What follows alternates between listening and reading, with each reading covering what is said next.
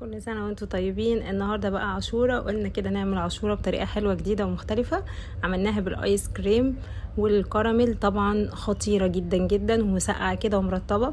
معايا هنا دلوقتي حبة قمح، تمام، مغسولين كويس جدا. طبعا لازم تنقيهم من الطين اللي فيهم اي حاجة وحشة فيهم، تمام. هنغسلهم كويس وهنروح ننقعهم لمدة مثلا 4-5 ساعات، تمام، ده اقل حاجة يعني.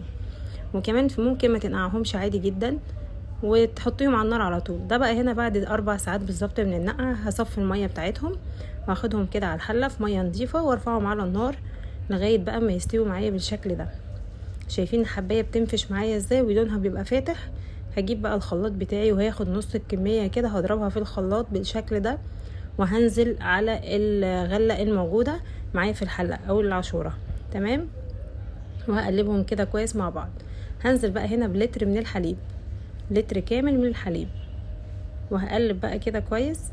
وهضيف عليهم باكيت كريم كراميل اللي احنا بنشتريه عادي خالص من عند العطار او من اي سوبر ماركت، تمام. هنضيفه كده ونقلب بقى كمان، والحليب بارد يعني قبل ما الحليب يسخن علشان ما يكتلش معاكي ويبقى انسيابي وكويس، تمام. هنقلبه بقى، وهنزل دلوقتي بمعلقتين كبار من النشا، معلقتين هرميين كده كبار، تمام. هقلبهم بقى كويس، هقلبهم كده، وهنزل بقى على الخليط اللي احنا عاملينه ده، تمام. علشان القوام يتقل شويه معايا ويبقى كريمي لازم تضيفي معايا معلقتين نشا كبار. هنزل كده بالنشا، وهنزل كمان بكوبايه سكر واحده بس، لان الكريم كراميل اوريدي يعني مسكر، تمام. هنزل بقى هنا بمعلقتين كبار من الزبيب مغسولين، بيدي طعم حلو جدا مع البليله او العاشوره، تمام. هنقلبها بقى كويس جدا كده لغايه ما يتقل القوام، وهنسيبها تبرد، وبعدين هنصبها بقى كده في الطبق بتاعتنا. طبعا الكميه اللي معايا دي عملت لي تقريبا بالظبط 12 طبق من اللي انتوا شايفينه ده.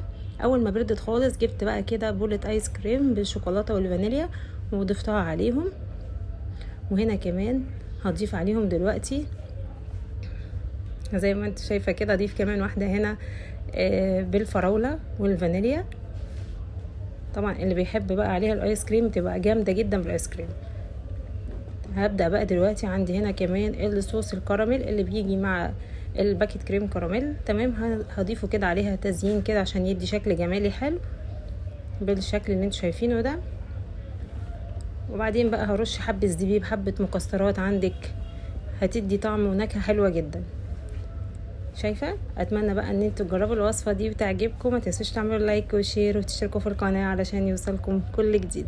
وبالف هنا على قلبكم، وكل سنه وحضراتكم طيبين وبخير، ويا رب تكون عود علينا الايام كلها بخير.